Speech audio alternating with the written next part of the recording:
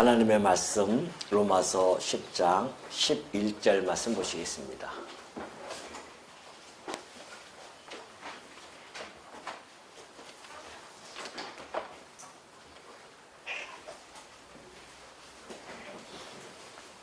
로마서 10장 11절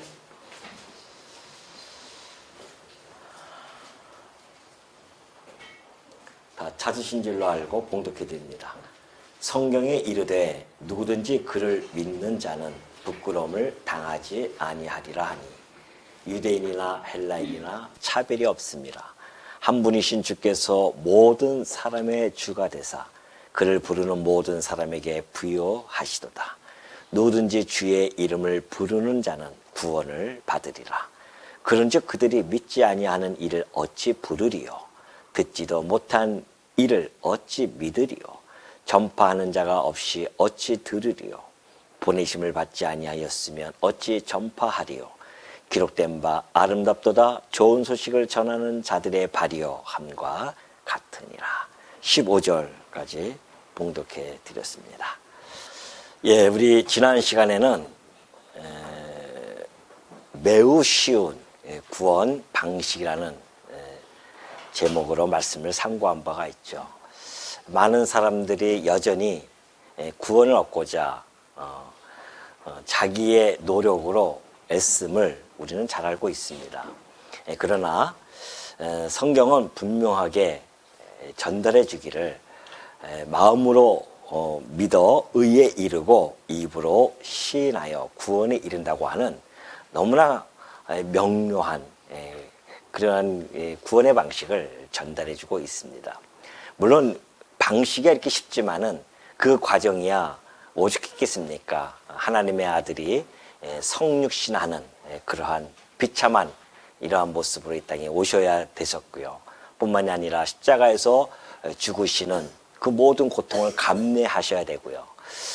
또 하나님의 깊으신 사랑뿐만이 아니라 하나님의 열심이 아니고서는 그러한 쉬운 방식의 구원을 우리에게 주실 수 없었습니다. 그래서 우리는 이러한 우리 삼위일체인 하나님의 놀라운 그러한 사역을 통하여서 우리는 이제는 너무 쉽게 구원에 이르게 되어졌음을 살펴본 바가 있습니다.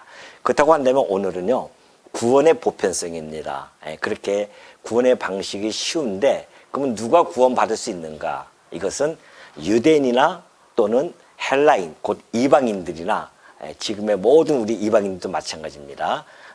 다 포함되어져 있는 이러한 보편성을 띠고 있음을 오늘 11절부터 15절까지 잘 밝혀주고 있습니다. 자, 11절 보면 그래요. 성경에 이르되 누구든지 그를 믿는 자는 부끄러움을 당하지 아니하리라 라고 그렇게 해주고 있습니다. 이것은 이제 구약에 있는 말씀이죠. 구약의 밑에 각주를 보면 이사야서 28장 16절에 있는 말씀을 인용을 해서 바울이 설명을 해주고 있습니다. 누구든지 그를 믿는 자 부끄러움을 당하지 아니할 것이다 라는 것이죠. 사실 우리가 예수님을 믿는다고 하는 것은 이 땅에 살아가면서 때로는 여러 가지 어려움을 겪을 때가 있습니다. 그래서 현재의 삶은 수치와 또는 능멸을 당할 수도 있습니다. 그럼에도 불구하고 최후 심판 때는 결코 그러한 수치와 그리고 능멸이 아니라 칭찬과 영광과 존귀함을 얻는다는 것입니다.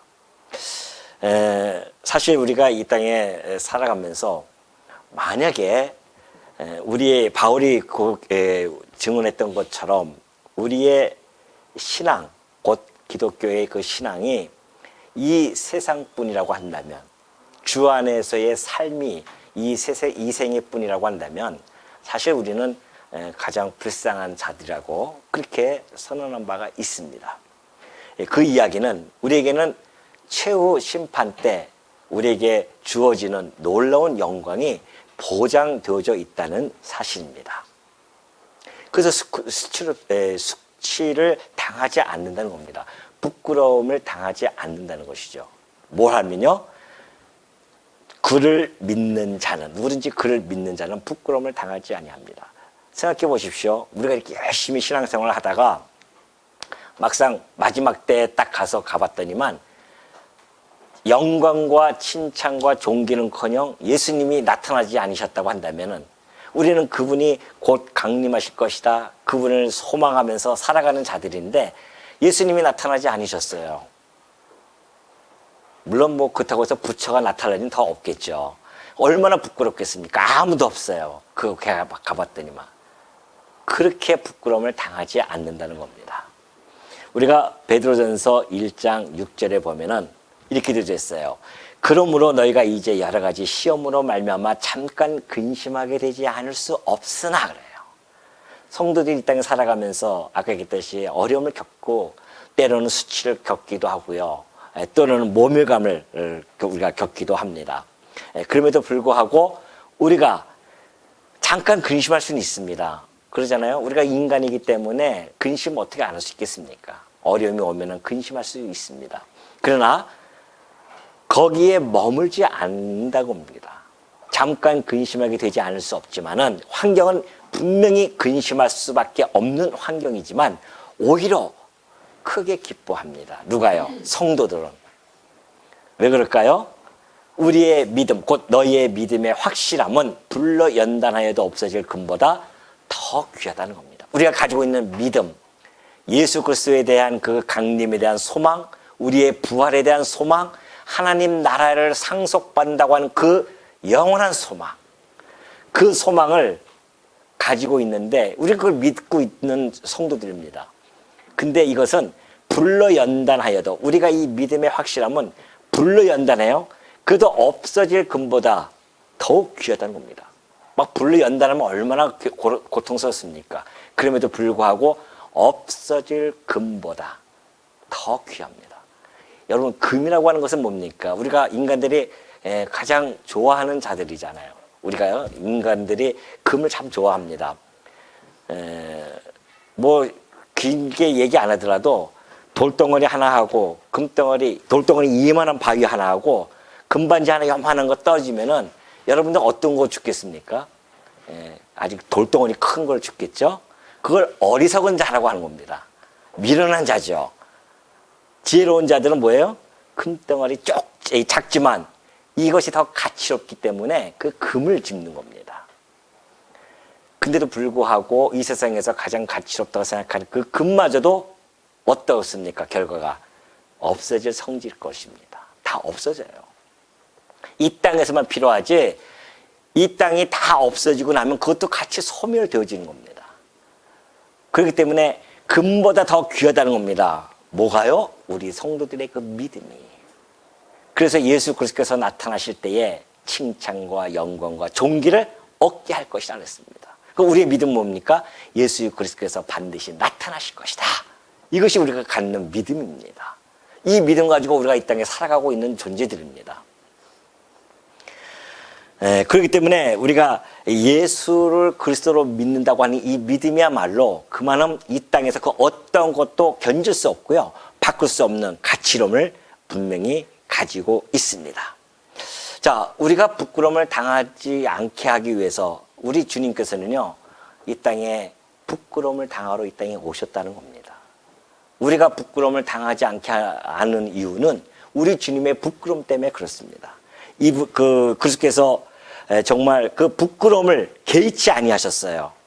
그 뭡니까? 십자가에서 죽는 것. 이것처럼 부끄러움이 어딨습니까? 누가요? 우리 주님께서는 하나님의 아들이십니다. 하나님의 아들이 이 비참한 육체를 입고 이 땅에 오셔서, 그것도 모자라서 십자가에서 그 고통과 그 수치스러움을 다 부끄러움을 당하셨습니다. 그런데 그것을 당하실 때에 그것을 참으셔요. 왠지 아십니까? 그 부끄러움을 개의치 아니하셨단 말입니다.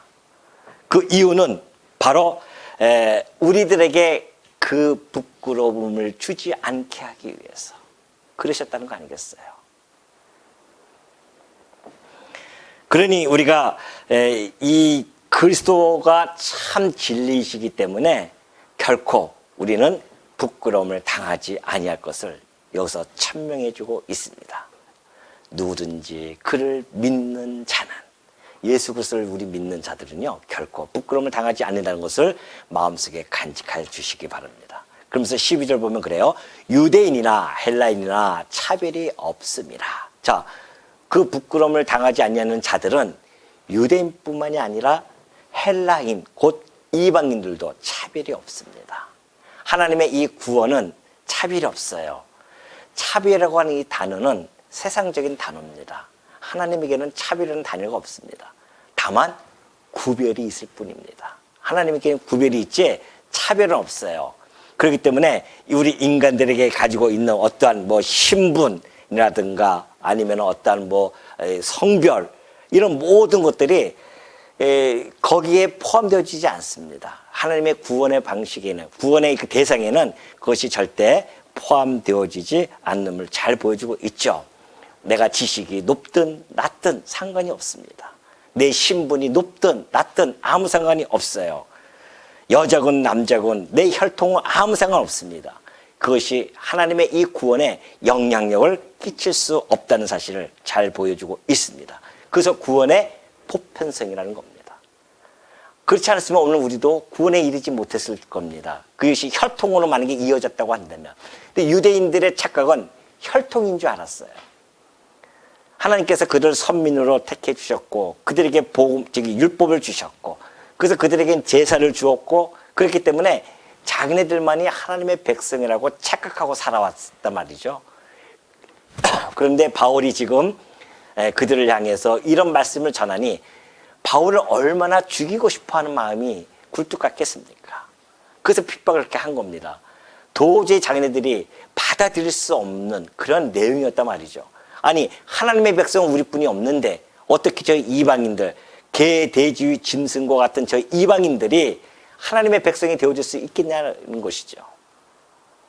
그것이 바로 유대인들의 선민 사상이었지만은 그 선민 사상이 얼마나 잘못되어졌음을 하나님께서는 지금 바울을 통하여 그들에게 전달해주고 있는 겁니다.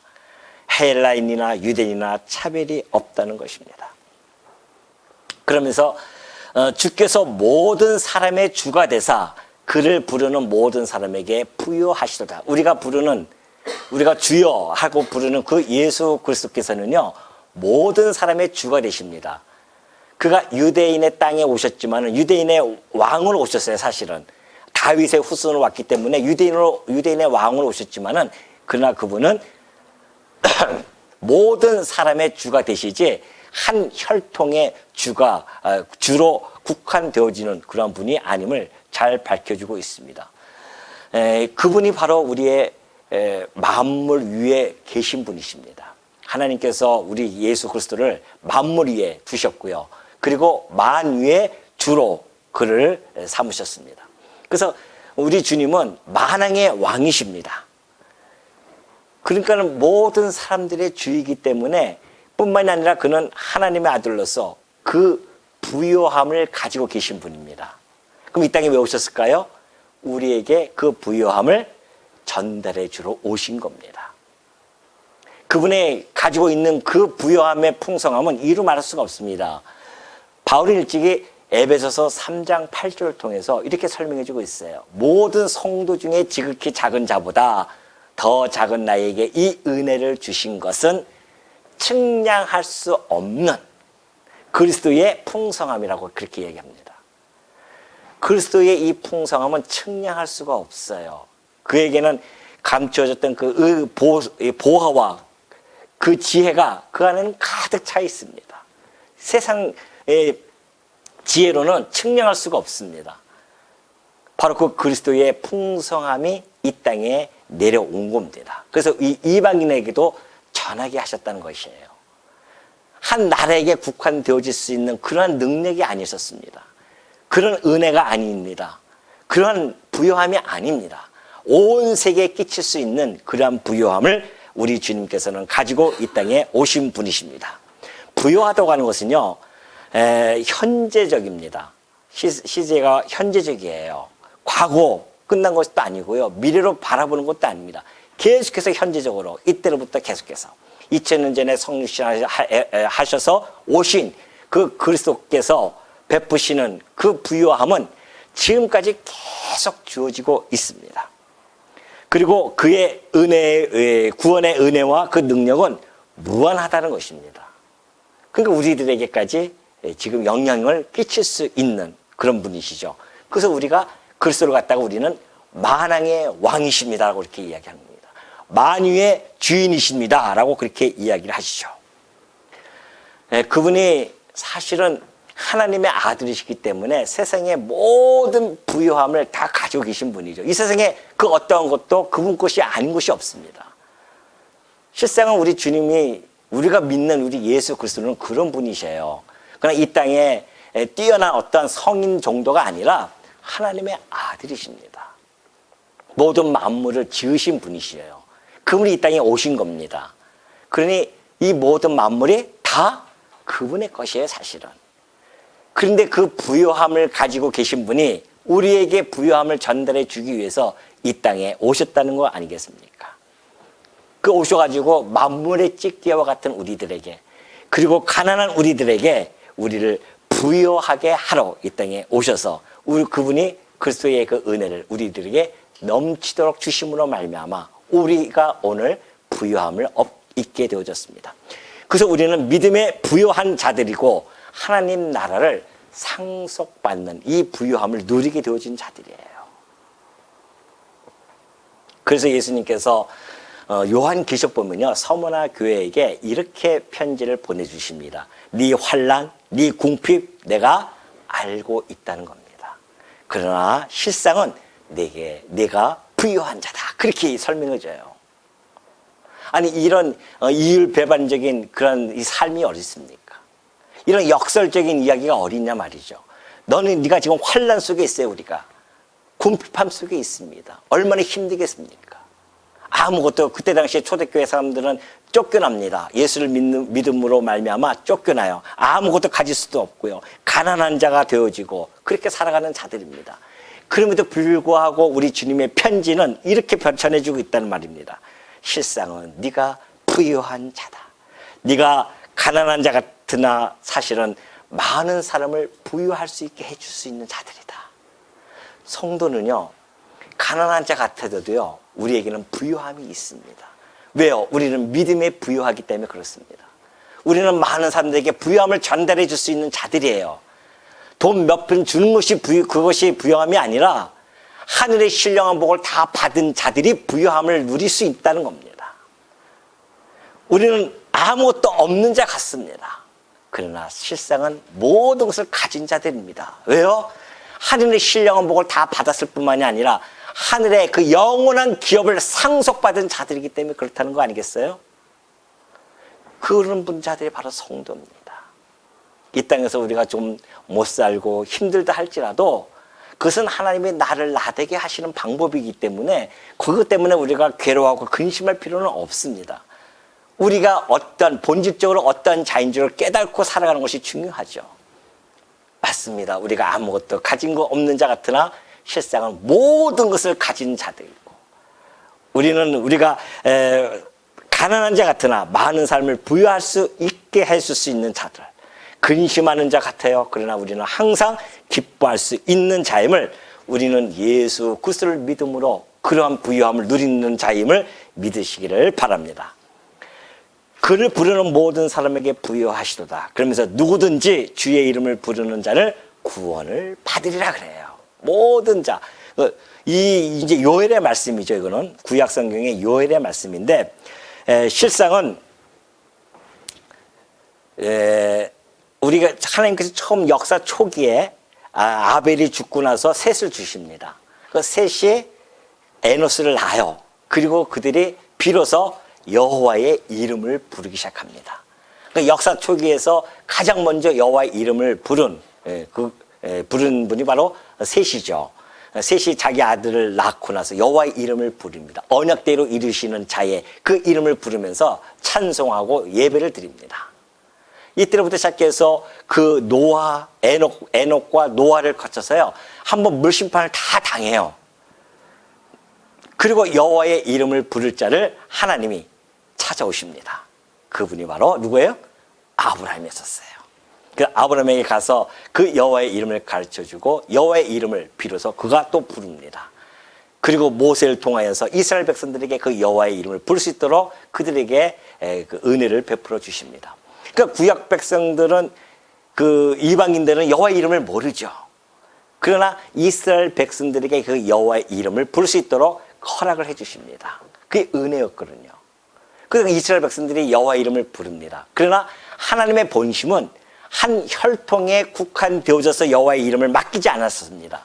바로 요엘 선지자를 통하여 이렇게 말씀해 주신 거 보면 우리가 알 수 있죠. 요엘 선지자가 누구든지 주의 이름을 부르는 자는 구원을 받는다는 겁니다. 누구든지가 누구겠어요?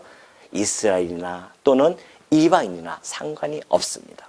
주의 이름을 부르는 자들은 구원을 받을 수밖에 없습니다. 왜 그러냐 하면은 예수라는 그 이름 자체가 구원자 여호와이기 때문에 그렇습니다.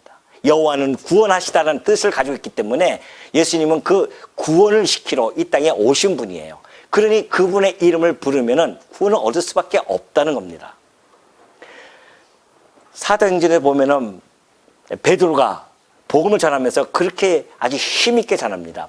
다른 이로서는 구원을 받을 수 없다고 천명합니다. 다른 이로서는 없어요. 많은 사람들은 그 구원을 받고자 애쓰면서 때로는 그 성인들을 성인이라고 그렇게 추대하면서 그들을 따르고자 합니다. 그래서 부처의 이름을 부르기도 합니다. 공자의 이름을 부르기도 합니다. 소크라테스 이름을 부르기도 합니다. 그러나 그들로서는 도저히 구원을 받을 수는 없습니다. 왜냐하면 그들도 우리와 같은 성정을 가졌으며 같은 죄인이기 때문에 그래요. 하나님은 그들을 통해서 구원을 받을 수 없도록 그렇게 이 땅은 그렇게 이 태어나는 모든 인간들은 구원을 줄 수 있는 이름이 주어질 수가 없었습니다. 그러나 천하 사람 중에 구원을 받을 만한 이름을 주시는데 그 이름이 바로 누구예요? 예수 그리스도라는 이름입니다. 그 이름을 우리에게 주셨어요. 여러분이 날마다 부르시는 그 이름, 힘들 때나 어려울 때나 고통 속에나 기쁠 때나 오로지 그 이름을 부르는 그 이름, 그분이 바로 만유의 주, 우리의 주인이시며 우리의 왕이시며 우리의 선지자이시고 우리의 뭐예요? 대제사장이십니다. 지난번에 말씀드렸듯이 우리가 그분을 그리스도로 믿는다고 하는 것은 그분이 나의 왕, 나의 통치자이시고 나는 그의 백성이기 때문에 그분을 위하여 그분을 따르면서 살아간다는 존재, 그것을 고백하는 겁니다. 그분이 우리의 선지자라고 하는 것은 그분이 우리의 참 진리이시며 우리를 진리의 길로 인도해 주시는 분임을 우리는 믿는 것이고요. 그분이 우리의 대제사장이라고 하는 것은 우리의 죄를 대속해 주시는 분이시며 우리를 위하여 여전히 중보자로서 기도하고 계시는 그분을 우리가 믿고 따르면서 살아간다는 것이 우리가 예수를 그리스도로 고백하는 그 고백 안에 담겨져 있는 내용입니다. 고백은 잘하시면서 왜 우리의 만왕의 왕인 그리스도를 믿지 못하고 이 땅에 근심하며 걱정하며 염려하며 살아가냐 말이죠. 우리의 믿음의 고백과 우리의 삶이 일치가 되어지는 것, 이것이 성도가 이 땅에서 살아가면서 행해야 할 아주 우리가 가지고 가야 할 그러한 임무라는 것을 여러분 마음속에 간직하시기 바랍니다. 그래서 14절 보면 그래요. 그런즉 그들이 믿지 아니하는 일을 어찌 부르리요? 듣지도 못한 일을 어찌 믿으리요? 전파하는 자가 없이 어찌 들으리요? 보내심을 받지 아니하였으면 어찌 전파하리요? 기록된 바 아름답도다 좋은 소식을 전하는 자들의 발이요 함과 같도다. 그래요. 자, 14절 15절 보면은 우리가 그동안 배웠던 구원론에 있어서의 구원론을 아주 간단하게 한 줄로 요약했다고 보면 됩니다. 자, 우리가 한번 살펴볼까요? 먼저 구원을 받으려면 뭘 해야 된다고요? 뭘 해야 된다고? 예? 시인을 해야 됩니다. 불러야 돼요. 주의 이름을 불러야 됩니다. 그것은 곧 시인이라고 하죠. 구원을 얻기 위해서는 시인을 해야 됩니다. 자, 시인을 하기 위해서는 어떻게 해야 됩니까? 마음으로 믿어 의에 이르고 입으로 시인한다고 했으니까 마음으로 어떻게 해요? 믿어야 돼요. 믿어야 됩니다. 그럼 믿기 위해서는 그 과정이 뭐가 필요합니까? 믿기 위해서는 들어야 됩니다. 듣지 않고서 어떻게 믿을 수 있겠습니까? 믿음은 들으면서 난다고 했으니까. 그러니까 오늘 여러분이 이렇게 듣는 것은 믿기 위해서, 믿음에 하나님께서 더 키워 가시기 위한 하나의 방식이에요. 이게 들어야 됩니다. 그래서 듣지 않고서는 안 돼요. 뭐 하나님이 직접 내게 와서는 직접 말씀해 주시면 좋겠지만은 하나님은 그런 방법을 사용하지 않습니다. 이렇게 말씀을 주셨기 때문에 이 말씀을 듣고 믿을 수 있게 해주죠. 자, 듣기 위해서는 어떻게 됩니까? 전하는 자가 있어야 됩니다. 전파자가 있어야 돼요. 전파자가 있어서 들려줘야 됩니다. 전해줘야 됩니다. 이 전파자는 뭘 가지고 갑니까? 복음을 들고 가야 되겠죠. 지금 이 내용이 바로 14절과 15절에 잘 설명되어져 있는 겁니다. 이 복음을 하나 또 빠졌네요. 전파자를 누가 해야 되냐? 뭐죠? 보냄을 받아야 됩니다. 하나님께서 보내야 돼요. 아무나 가는 거 아닙니다. 요즘 이 세상에 많은 사람들이 얼마나 많습니까? 이단들이 얼마나 많이 있어요. 그 이단자들도 전파하러 가요. 이 과정들은 같아요. 막 잘못 믿느냐 안 믿느냐가 중요한 것이지, 전파자는 막 지금 뭐 난리가 아닙니다. 그러나 사단이 보낸 자도 있고 미혹의 영을 주어서 보내는 자들도 있고요. 진리를 가지고 보냄을 받는 자들도 있습니다. 지금 여기서 얘기하는 것은 보냄을 받는다고 하는 것은 이 복된 소식, 복음을 가지고 가는 자들을 이야기하는 거죠. 하나님이 보내지 않으면 안 된단 말입니다. 그런데 왜 그러면 하나님께서는 이런 방식을 이렇게 사용하실까? 너무 어떻게 보면은 뭐 좀 미련한 거 아니겠어요? 하나님의 능력이 있으신 분이 이런 걸 다 그냥 이 중간에 생각해버리고 직접 그냥 복음을 시인케 할 수는 없냐 말이죠. 지금이라도 하늘에서 벼락이 한번 빵 치면서 내가 이놈들아 살아있도다 라고 하면은 사람들이 무서워가지고 하나님을 덜덜 떨 거 아니에요. 하나님이 직접 그렇게 말씀 안 하셔도 그럼 벼락만 쳐도 밖에 못 나가는 이유가 뭡니까? 어저께 지은 죄가 있어가지고 괜히 벼락 맞을까봐 못 나가는 거 아니겠어요? 무서워가지고서는 입을 쓰고. 근데 하나님은 그런 방식을 원하지 않으셨습니다.